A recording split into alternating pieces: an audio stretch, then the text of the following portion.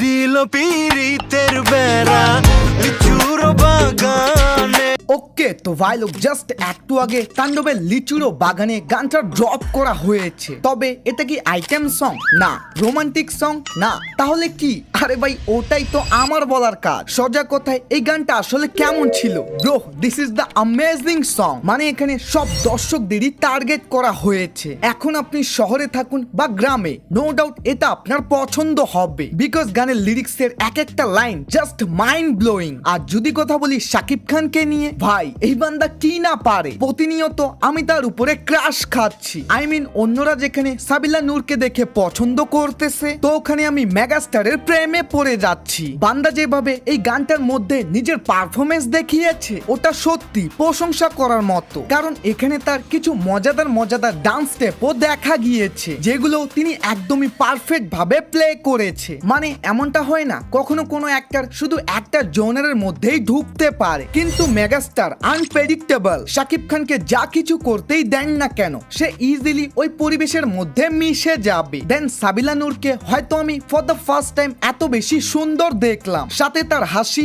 মন কেড়ে নেওয়ার মতো। বাট প্রবলেম হলো দেখতেছি অনেকজনই আবার তাকে নিয়ে প্রশ্ন তুলতেছে যে এই গানটাতে ঠিক সাবিলা নূরকে মানায়নি। ওয়েল, আমার মতামত হলো যদি আপনি এটাকে আইটেম সঙ্গে নজরে দেখেন তাহলে হ্যাঁ, এনাকে বাদ দিয়ে অন্য কাউকে রাখলে আরো বেশি ভালো হতো।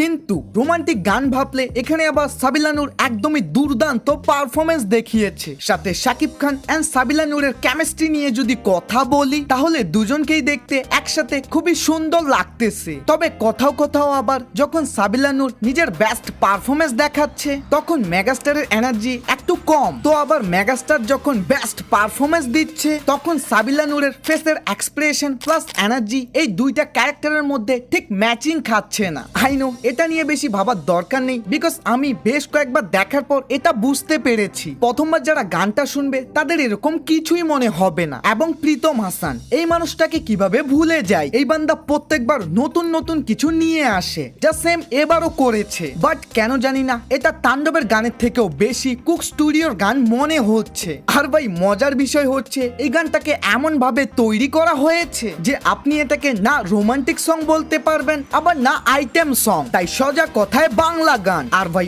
ওভারঅল যদি একটা রিভিউ দিই, আমার এটা ফাটাফাটি লেগেছে। মানতেছি এটা দুষ্টু কুকিল বা চাঁদ মামা লেভেলের না, বাট প্রত্যেকবার একই রকম জিনিস দেখে মজা না নিয়ে এবার একটু ডিফারেন্ট কিছু এক্সপিরিয়েন্স করুন, বিকজ এখানকার সেট ডিজাইন প্লাস কস্টিউম ওই গানগুলোর থেকেও অনেক ভালো। বাকি এটা তো ছিল আমার নিজের মতামত। আপনাদের এই লিচুর বাগানের গানটা কেমন লেগেছে এখনই কমেন্টে জানান। আর সাবস্ক্রাইব করাটা তো খুবই জরুরি, তাই বেশি দেরি না করে ফেল ভাই। বাই।